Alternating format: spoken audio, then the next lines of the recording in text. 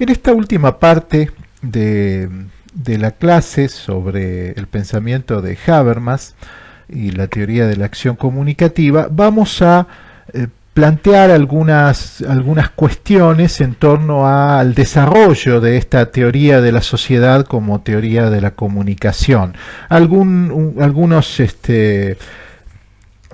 aportes y algunas decisiones, decisiones metateóricas que el propio Habermas ha ido relatando y que hacen a este proceso de toma de decisión en torno al desarrollo de la teoría de la acción comunicativa.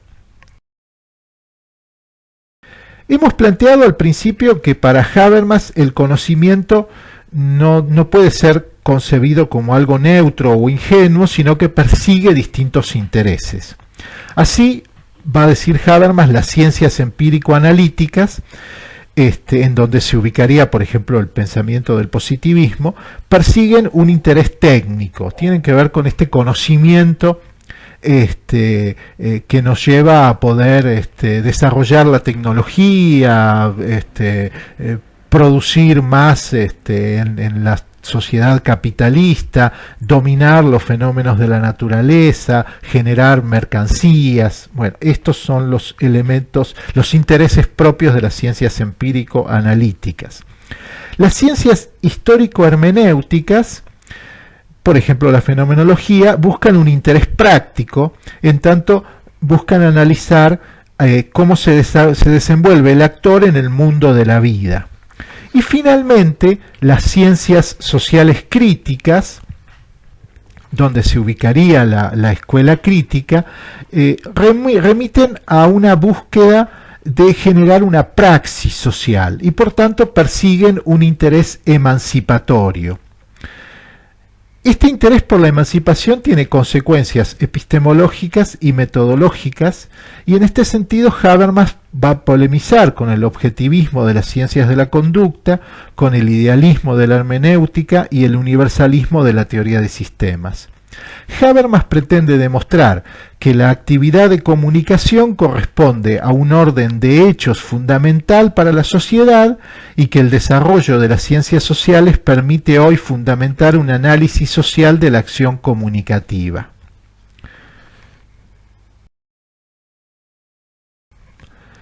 Recordemos además que en Habermas tenemos la primera de las teorías integradoras y en efecto aquí esta teoría crítica se construye como intersección de una serie de disciplinas, de fenómenos ligados a la lingüística, a la psicología social, a la sociología, a la filosofía.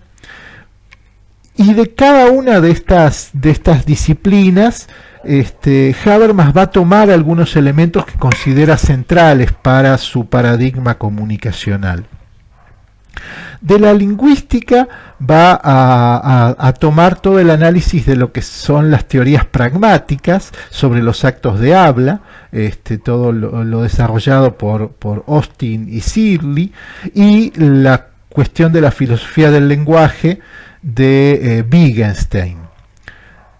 De la psicología social específicamente, va a tomar este esquema comunicacional que desarrolla Mead, o sea, esta conversación de gestos, estos elementos vinculados con el proceso de socialización y con el diálogo entre el otro generalizado y la persona social, o entre el yo y el mí, a partir de esta conversación de gestos que desarrolla Mead. Y de la sociología va a tomar la importancia del vínculo social, y esto de Durkheim, y la idea de que el vínculo social es algo que necesita recrearse y regenerarse en el seno de interacciones concretas. En este sentido, la teoría de la acción comunicativa propone una aproximación al fenómeno de la comunicación, o sea, los intercambios lingüísticos, en el que se pueden superar las divisiones típicas de las ciencias sociales por ejemplo, las divisiones entre individualismo y holismo o entre objetivismo y subjetivismo. Finalmente, Habermas va a plantear que la sustentación de la teoría de la acción comunicativa como una teoría social, como una teoría del lenguaje, implica una serie de tomas de decisión, una serie de decisiones metateóricas que él va a plantear y analizar en esta obra que se llama Teoría de la Acción Comunicativa, Complementos y Estudios Previos. Allí Habermas va a plantear cuáles son las distintas decisiones que él ha ido tomando a lo largo de su del desarrollo de su obra como teoría de la acción comunicativa. Y plantea que la primera decisión tiene que ver con admitir o rechazar el sentido como concepto fundamental. El sentido comprendido como el significado de una palabra o de una oración, ¿sí? O sea, un sentido que implica una expresión simbólica, que puede ser verbal o no, y que tiene una serie de consecuencias que son consecuencias centrales para el desarrollo de una teoría social y que son las que aparecen en la obra de Habermas como una serie de corolarios. La primera definición tiene que ver con el hecho de si nosotros vamos a trabajar con comportamientos o vamos a trabajar con acciones. Si nosotros planteamos al sentido como un elemento central, nosotros vamos a trabajar con acciones. La acción hace referencia a un comportamiento que tiene un sentido, ¿sí? Un sentido subjetivo. Mientras que si nosotros queremos simplemente describir una serie de fenómenos desde fuera, tal como planteaba Durkheim, por ejemplo, entonces nos vamos a centrar en una ciencia de los comportamientos. El otro corolario de esta cuestión de admitir o rechazar el sentido como concepto fundamental tiene que ver con la metodología. Si nosotros vamos a desarrollar una ciencia centrada en la observación o centrada en la comprensión. O sea, ¿cómo experimentamos estas acciones o estas conductas?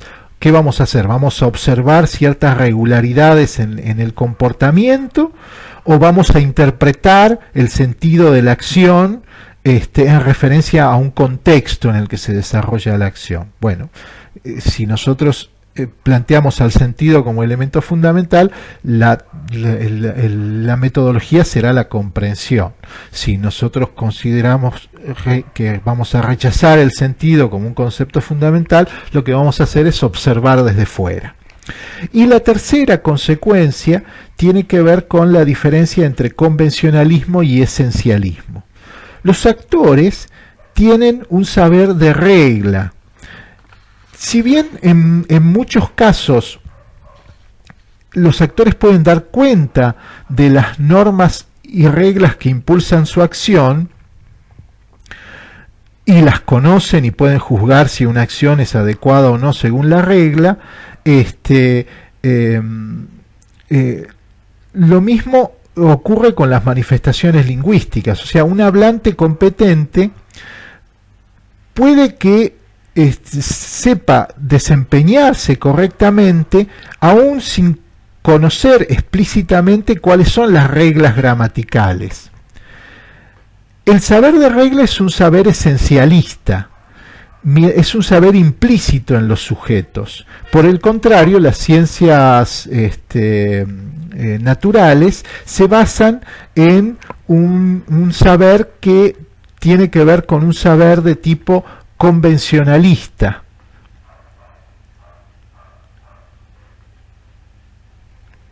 O sea, incorpora una serie de conceptos convencionales que permiten medir los sucesos propios del ámbito físico.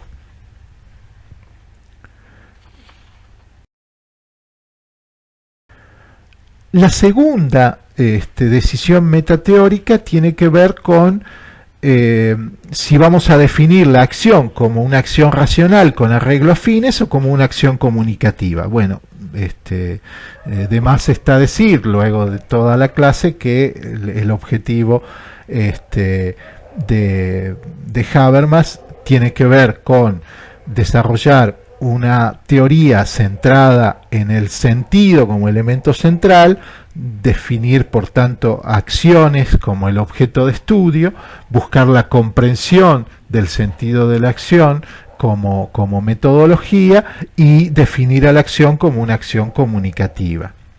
Y la tercera decisión metateórica tiene que ver con la elección de un planteamiento elementalista, individualista o un planteamiento holista.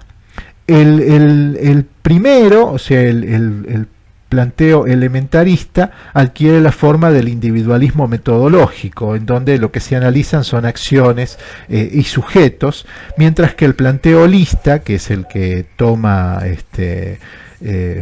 Habermas, está representado por la teoría de sistemas y por el interaccionismo simbólico de Mead. Aquí nosotros vamos a trabajar con la sociedad en conjunto como algo que es algo nuevo y diferente a la simple suma de individualidades. Entonces, la teoría de la acción comunicativa es una teoría centrada en la idea de sentido de la acción. Es una teoría que va a analizar la acción comunicativa y la va a analizar desde una perspectiva holista, o sea, desde una perspectiva general y no desde una perspectiva centrada en el individuo.